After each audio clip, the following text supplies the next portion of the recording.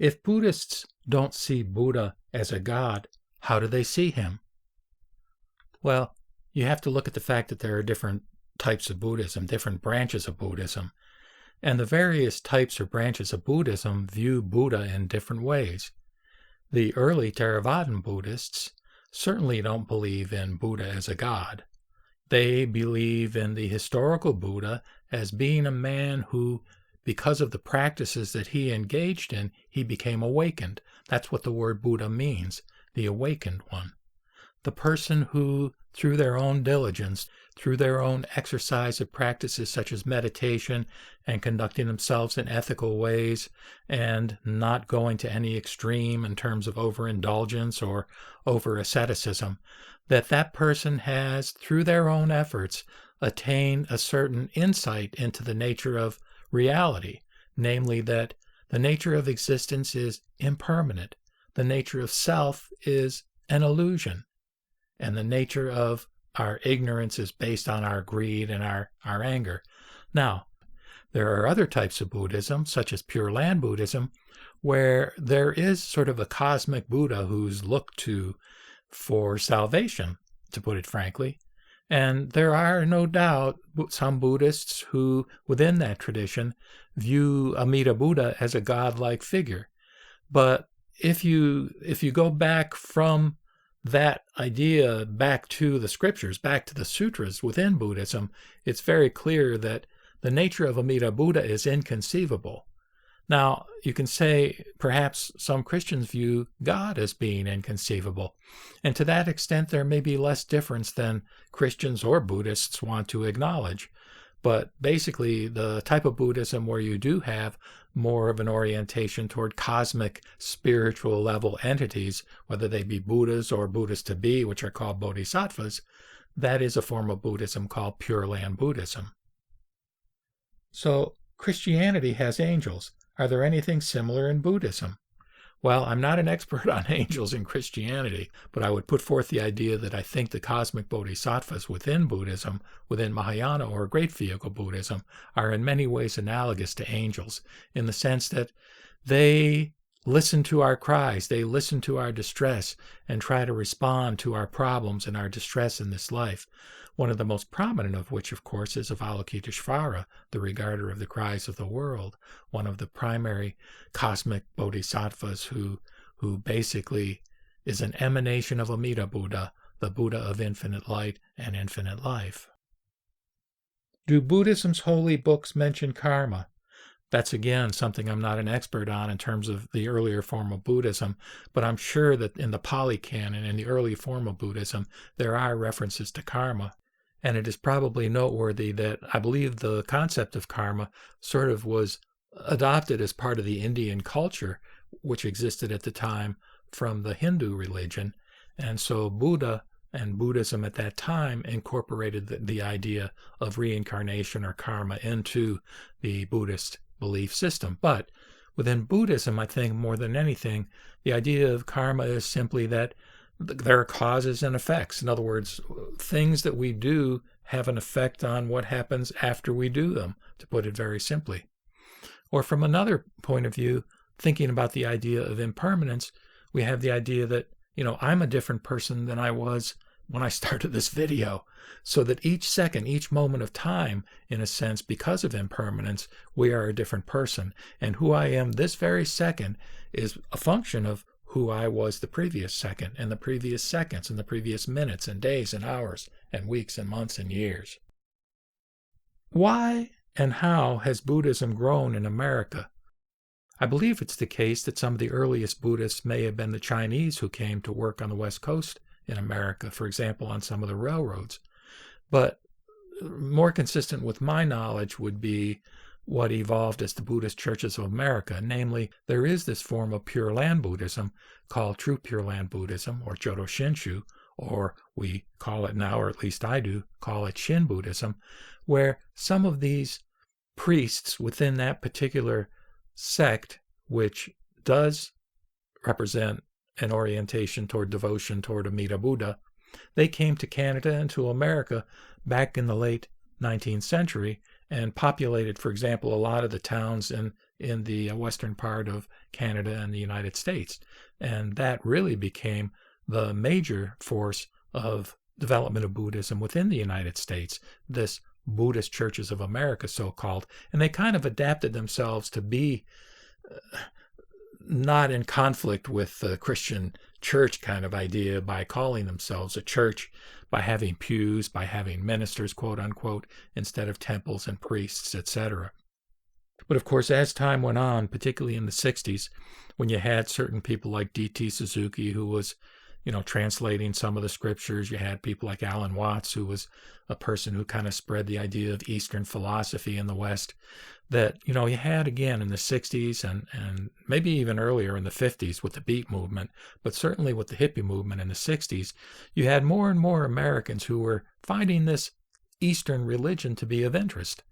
And the kind of forms that were most attractive to those folks tended to be Zen Buddhism and later Tibetan Buddhism. So those are actually probably two of the most popular kinds of forms of Buddhism that have become popular, that Americans have latched onto, partly perhaps because they are so different from Christianity, whereas the Pure Land school arguably has some similarities to Christianity and therefore may not be as attractive to Americans who are looking for something very, quote, different.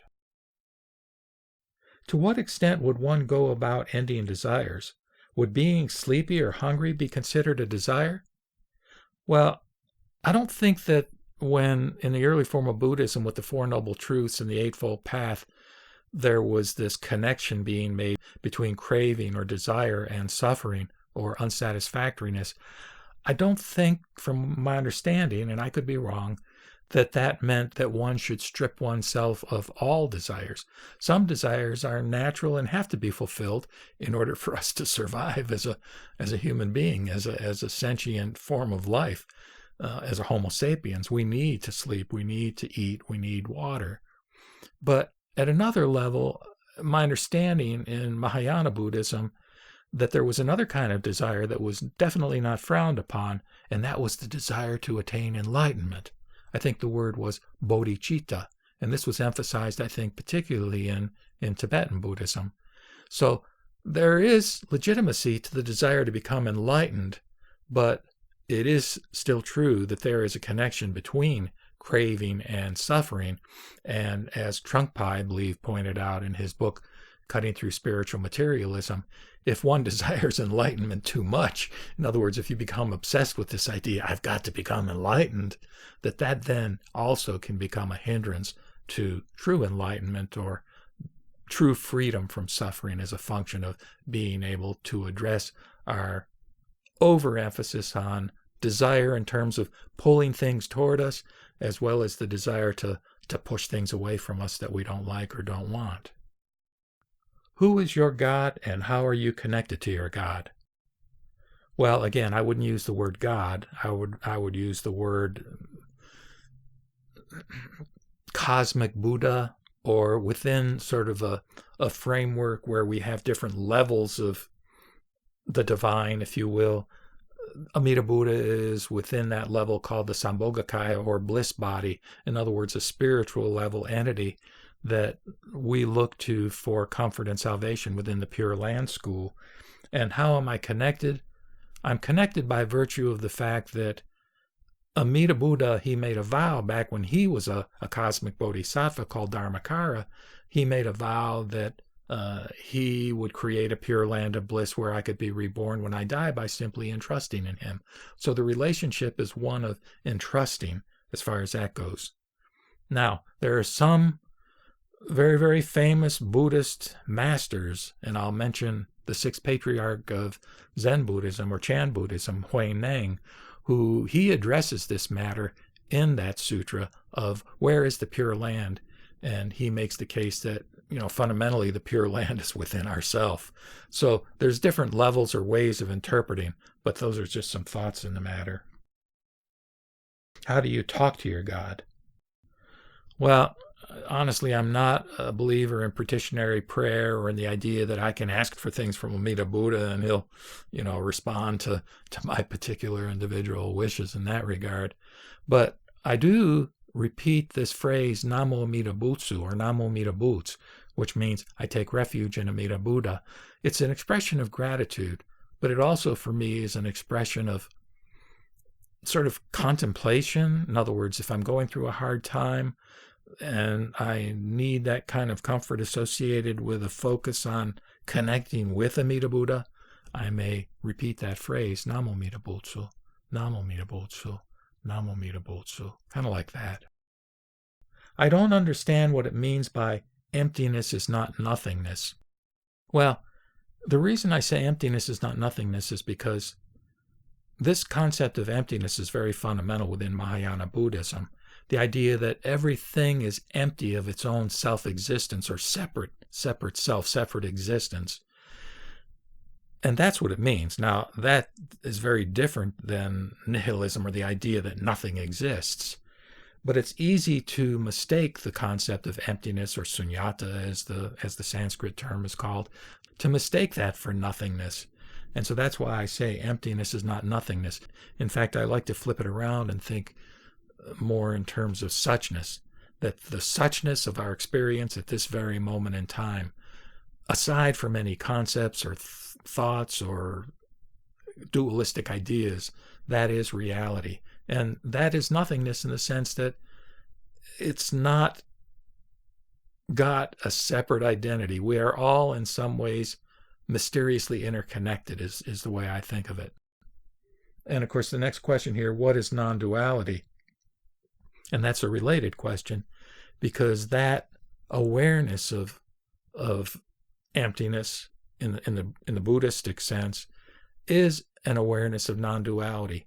The idea that when we break the world down into this versus that, it's an artificial kind of way of viewing reality. And that's the ordinary way that we view reality, the mundane way that we view reality. But it's not fundamentally true. Fundamentally, there is this interconnectedness. One way that it's sometimes put within Buddhism is it's not one, but they would say it's not two. In other words, it's non-dual. And this is a form of experience that one can have through meditation or through some kind of mystical religious experience, a spiritual awakening type experience, where one can actually experience and have the conviction that we are not separate from each other. Namu Amida Buts, Namu Amida Buts, Namu Amida Buts.